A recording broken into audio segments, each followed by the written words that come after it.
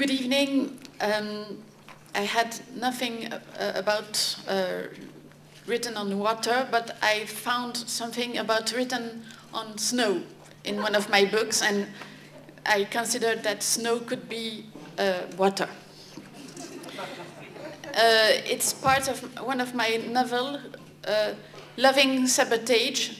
It's the story of my first love when I was 7 years old.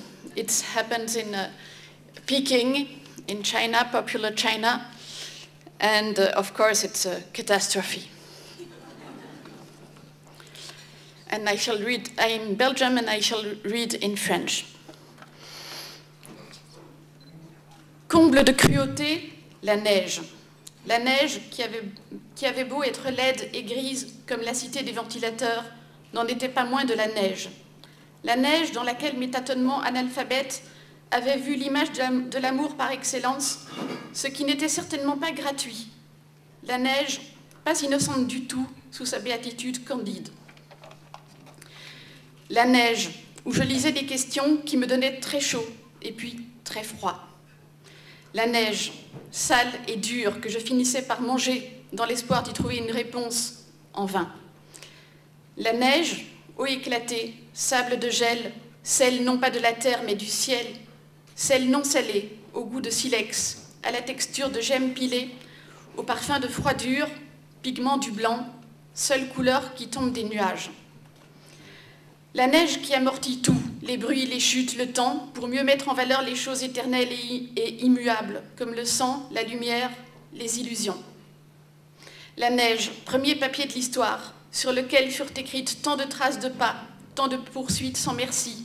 La neige qui fut donc le premier genre littéraire, immense livre à fleur de terre, où il n'était question que de pistes de chasse ou de l'itinéraire de son ennemi, sorte d'épopée géographique qui donnait au moindre signe une valeur d'énigme.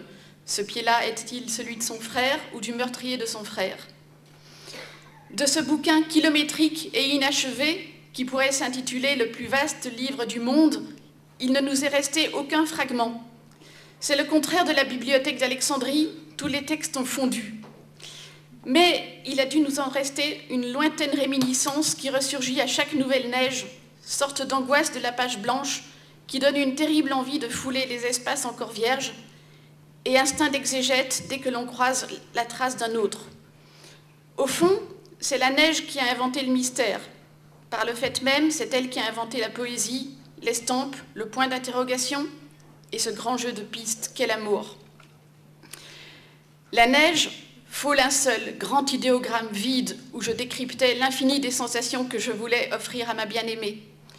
Je ne me préoccupais pas de savoir si mon désir inconnu était pur ou impur. Je sentais seulement que cette neige rendait Helena encore plus irrésistible, le mystère encore plus frissonnant et la consigne encore plus insupportable. Jamais printemps ne fut aussi gaieté.